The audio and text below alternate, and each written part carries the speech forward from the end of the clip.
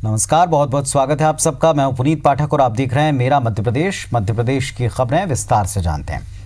भोपाल के अशोका गार्डन में बने विवेकानंद थीम पार्क का श्रेय लेने की होड़ के बीच सोमवार को पूर्व मंत्री और बीजेपी विधायक विश्वास सारंग के खिलाफ भोपाल के अशोका गार्डन थाने में एफआईआर दर्ज करवा दी गई।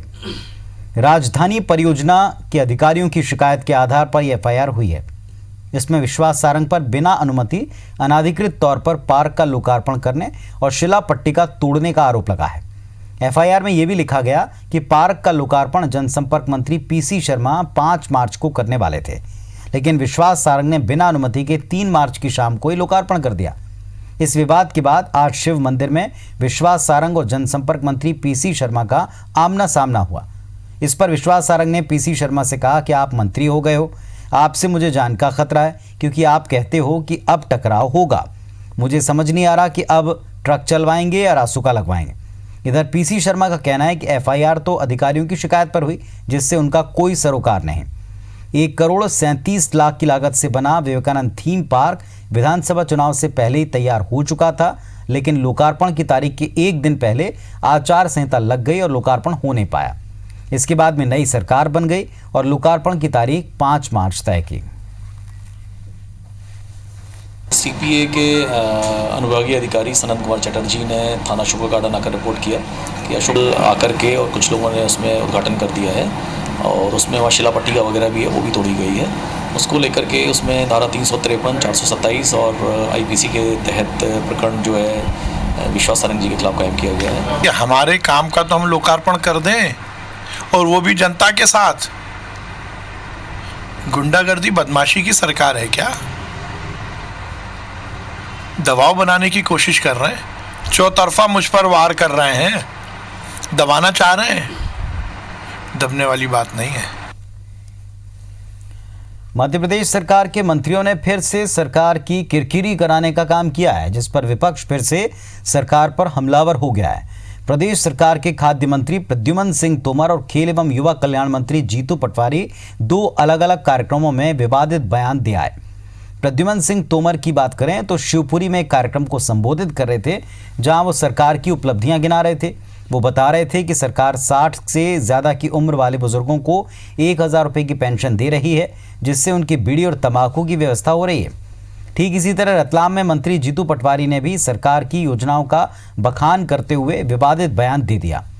उन्होंने कहा कि सरकार मुख्यमंत्री कन्यादान योजना के तहत 51,000 रुपये दे रही है। किसी गरीब के घर में बेटी की शादी आती है तो उसे खाने पीने की व्यवस्था करनी पड़ती है, पीने के लिए देसी विदेशी की व्यवस्था करनी पड़ती है। इसका पैसा कहाँ से आएगा? इसकी व्यवस्था भी सरकार ने की है।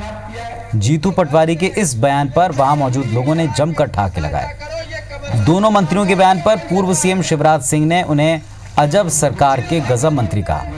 शिवराज सिंह ने सीएम कमलनाथ से सवाल पूछा कि क्या ये दोनों मंत्री बनने लायक हैं। शिवराज सिंह ने सवाल उठाया कि क्या सरकार प्रदेश को नशे की गर्त में झोंकना चाहती है। आप यहाँ जो परिवार के किसान बंधु आए, उनको प्रमाण पत्र यहाँ दो। यहाँ से जो हमने हाथ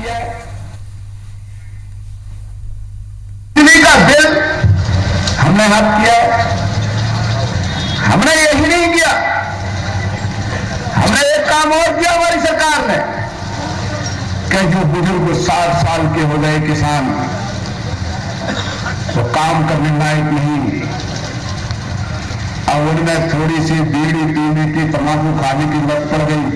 अब आके मैं मोड़ा पैसा नहीं दोगे तो बीड़ी या तंबाकू कहां से खाऊंगी? बताओ ना।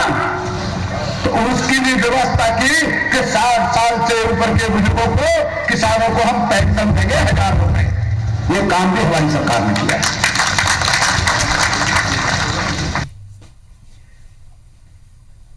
कोई ने कल्पना की कि हमारी बेटियों के लिए 51,000 रुपए शादी के लिए मिलेंगे।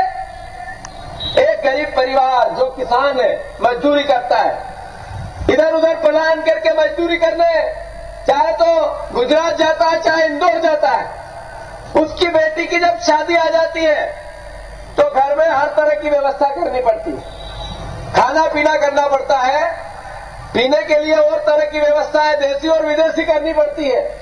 जानता हूं मैं इस बात को। कहां से आवे पैसा? उसकी व्यवस्था भी आदरणीय कमलनाथ जी ने करी। अब जाहिर सी बात है कि मंत्रियों के इस बयान से सरकार की भी किरकिरी हुई। मंत्री प्रद्युमन सिंह और जीतू पटवारी के बयान पर पूर्व मुख्यमंत्री शिवराज सिंह चौहान ने पलटवार किया। शिवराज सिंह ने दोनों मंत्रियों को अजब सरकार के गजब मंत्री बताया। दोनों मंत्रियों की काबिलियत पर सवाल उठाते हुए कहा कि जो मंत्री सार्वजनिक मंच से नशे को बढ़ावा देने वाली बात कहें, क्या वो मंत्री बनने लायक हैं? शिवराज सिंह ने इस पर सीएम कमलनाथ से ही जवाब मांगा। ये अजब सरकार के गजब मंत्री हैं। इनको खुद ही होश नहीं है सत्ता के नशे में चूर होके कि ये क्या रहे हैं। मुख्यमंत्री कन्यादान योजना मैंने इसलिए बनाई थी कि बिटिया की शादी परिवार पर बोझ ना बने और सरकार कन्यादान करे। अब मंत्री कह रहे हैं कि देसी भी और विदेशी भी दोनों इसमें ले सकते हैं। एक मंत्री कह रहे हैं कि देसी और विदेशी के लिए, दूसरे मंत्री कह रहे हैं कि बुढ़ापे में पेंशन इसलिए कि बीड़ी पी लें और खैनी खा ले। सवाल यह भी उठता है क्या ऐसे लोग मंत्री बनने के लायक हैं?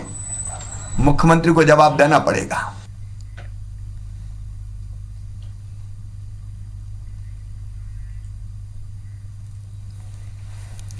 चलिए, इधर आरएसएस लगातार मीटिंग कर रही है और एक माहौल बनाने की कोशिश में है। ग्वालियर में 8 मार्च से 10 मार्च तक आरएसएस की अखिल भारतीय प्रतिनिधि सभा की बैठक है, जिसको लेकर तैयारियां जोरों पर हैं। खुद संघ प्रमुख मोहन भागवत और भैयाजी जोशी और संघ के अन्य प्रमुख पदाधिकारी ग्वालियर में हैं।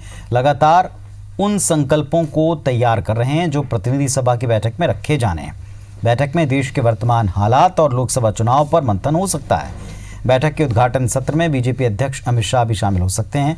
बैठक के लिए देश भर से संघ कार्यकर्ताओं के आने का सिलसिला शुरू हो चुका है। लोकसभा चुनाव से पहले हो रही इन बैठकों को राजनीतिक दृष्टिकोण से अहम बताया जा रहा है। बैठक के लिए शिवपुरी रोड स्थित सरस्वती शिशु मंदिर के परिसर को तैयार किया गया है। इसमें करीब 1,500 से ज़्यादा प्रतिनिधियों के हिस्सा लेने की संभावना है। संघ की बैठक की तैयारियां कैसी चल रही हैं, हमारे सहयोगी आपको बता रहे हैं। लोकसभा चुनाव से पहले आरएसएस की केंद्रीय कमेटी की बैठक है वो शुरू हो चुकी है। जैसा कि मेन बैठक है वो 8 मार्च से 10 मार्च को होगी, लेकिन 4 मार्च से जो आरएसएस के जो केंद्रीय नेतृत्व है उनके लोगों का आने का शुरू हो गया है। मोहन भागवत है वो पहले ही आ चुके हैं और जैसा कि आप देख सकते हैं कि ये तैयारियां हो रही हैं। यहाँ पर 8 मार्च को कार्यक्रम होगा आरएसएस का और कई सारे जो राष्ट्रीय जो मुद्दे हैं उस पर लेकर उनकी ये बैठक होने जा रही है। और कहा ऐसा भी जा रहा है कि जो हालात है अभी देश के, जैसा कि कहा जाए तो पुलवामा में जो हमला हुआ है उस पर भी चर्चा हो सकती है। पाकिस्तान के जो हालात हैं वहां पर चर्चा हो सकती है। साथ ही जो बॉर्डर पर जो हालात हैं उस पर भी चर्चा हो सकती है। लेकिन सबसे खास बात ये मानी जा रही है क्योंकि आरएसएस की ये बैठक इसलिए भी महत्वपूर्ण है क्योंकि लोकसभा चुनाव है वो कुछ दिनों बाद ही है। 1-2 दिन में चुनाव की तारीखों का ऐलान भी हो सकता है।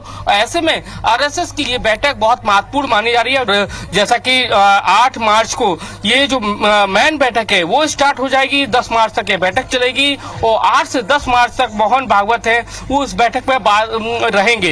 राष्ट्रीय मुद्दे हैं उस पर बैठक में चर्चा हो सकती है। तो सबकी निगाहें इस आरएसएस की बैठक पर है क्योंकि मोहन भागवत जी है वो खुद 10 मार्च तक यहाँ रहेंगे, यानी कि 10 दिन तक ग्वालियर में डेरा डाले हुए हैं और केंद्रीय जो हालात है, देश भर में जो हालात है उस पर चर्चा होगी। साथ ही लोकसभा चुनाव पर भी चर्चा होगी। सीधे इन्वॉल्वमेंट नहीं दिखाई देता है बीजेपी के साथ, लेकिन कहा जाता है कि आरएसएस का इन्वॉल्वमेंट रहता है। उसी को लेकर लगता है कि चर्चा भी होगी। कैमरामैन लोकेंद्र पाल के साथ नासिर गौरी, IDC 24 ग्वालियर।